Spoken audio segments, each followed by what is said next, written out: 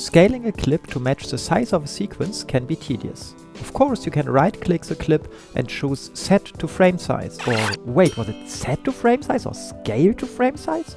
Scale to Frame Size renders the clip at the resolution of the composition. This is similar to replacing the clip with a proxy, and it might render faster but causes quality loss when you scale up the clip later.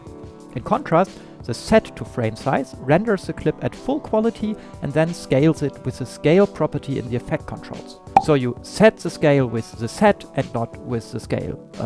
Anyway, both these options would scale the clip such that it is fully visible. But what if you want to get rid of those black bars?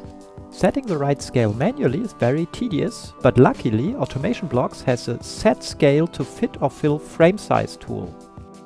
Make sure it is set to fill frame and then run the tool. It scales the selected clips exactly to the right amount to fill the frame entirely. If we choose Fit Frame instead, it scales the clips such that they are fully visible with no content clipped. Of course, you can also select multiple clips to scale all of them at once. Now the clips all fit into the frame, and if you run the tool again with the Fill option, then this time they fill the frame nicely.